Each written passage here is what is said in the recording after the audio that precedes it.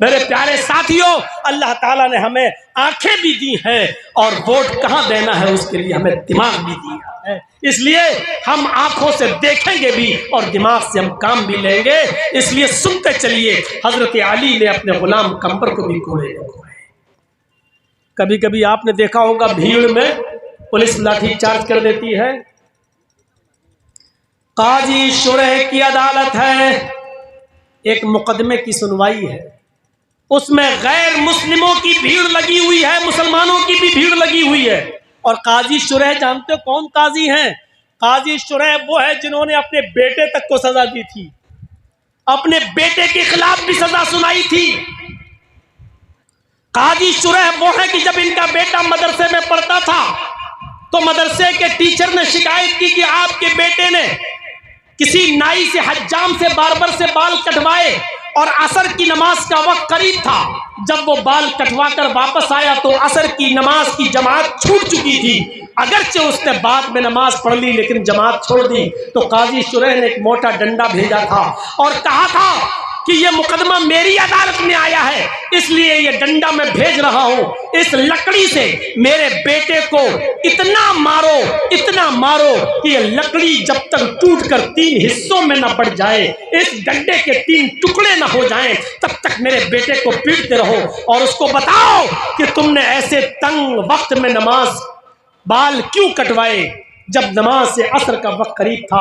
असर की नमाज पढ़ने के बाद भी जा सकते थे, तुम्हारी जमात क्यों छूटी? मेरे भाइयों, ये वो काजी शुरह हैं जिन्होंने अदल और इंसाफ अपने बेटे के साथ भी किया था।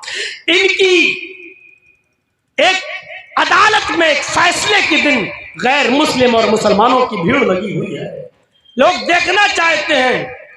उसी भीड़ के अंदर दरबान ने, जो काजी शुरह का दरबान था, आजकल भी अदालत में लोग कहते हैं ना, जो लकड़ी पकड़े लिए खड़े रहते हैं और कहते हैं फला हाजिर हो, आओ तुम्हारा मुकदमा है। हमसे ज्यादा कोर्ट कचहरी आपने तो शायद नहीं देखी होगी, ना समझी होगी।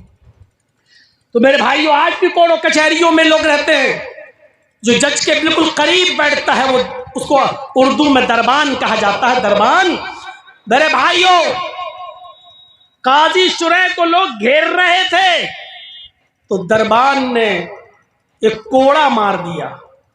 एक को मारेंगे तो सब भाग जाएंगे, एक गैर मुस्लिम को कोड़ा लग गया। एक कोड़ा जैसी पड़ा, भीड़ तितर बितर हो गई, इधर उधर हो गई, लेकिन जिसको कोड़ा पड़ा वो वहीं खड़ा हो गया। काजी शुरह ने कहा कि भीड़ इधर उधर चली गई, तुम क्यों खड़े हो? उसने कहा काजी साहब, आपकी अदालत में अभी अभी मेरा एक केस हम दर्ज करना चाहते हैं। तो क्या अभी अभी भीड़ को तितर बितर करने के लिए आपके दरबान ने कोड़ा मारा और वो पूरी भीड़ में ये कोड़ा मुझे लगा है? तो आपका दरबान ये भी कह सकता था कि मजमा है, भीड़ है, इधर उधर हो जाओ। पहले ऐलान करना चाहिए, अनाउंसमेंट होना चाहिए। भीड़ को भगाने के बहुत से तरीके हैं, लेकिन डायरेक्ट कोड़ा मार दिया गया। न कोई इंफॉर्मेशन दी गई, न ये कहा गया कि बैठ जाओ या खामोश हो जाओ या इधर अदालत से चले जाओ। इस तरीके की कोई आवाज नहीं लगाई। कोड़ा उठाया और कोड़ा डायरेक्ट मारा और वो कोड़ा मुझे लगा है। मुझे इंतकाम चाहिए, मुझे बदला चाहिए। काजी शुरह ने अपने दरबान को देखा, फरमाया तुम्हारे खिलाफ मुकदमा दर्ज हो गया है, कटघरे में चलो। दरबान को कटघरे में खड़ा किया गया। पूछा तुम अपनी सफाई में कुछ कहना चाहते हो?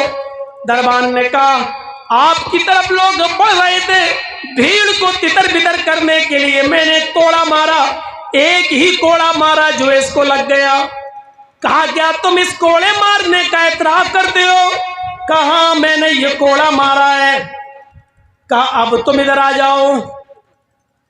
मजमे में अपने दरबान को खड़ा कर दिया और उस शिकायत करने वाले यहूदी के हाथ में कोड़ा दे दिया। कहा इस दरबान ने तुम्हें जितनी जोर से कोड़ा मारा है, एक कोड़ा तुम भी इसको मारो।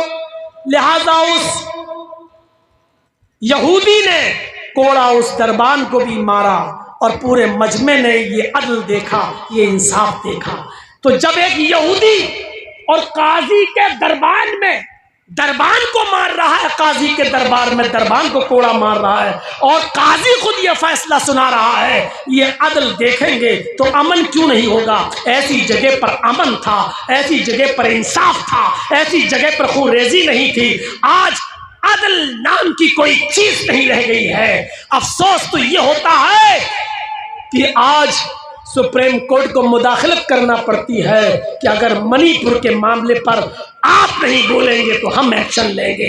गौर कीजिए मेरे भाइयों, जो काम हुकूमतों का था, जो काम गवर्नमेंट का था, जो काम सरकारों का था, आज वो काम सुप्रीम कोर्ट को करना पड़ रहा है और ये कहना पड़ रहा है कि ये काम अगर तुम नहीं करोगे तो हम करेंगे। ये तसव्वुर कीजिए मेरे भाइयों कि हम किस तरफ जा रहे हैं और कहां हम पहुंच गए।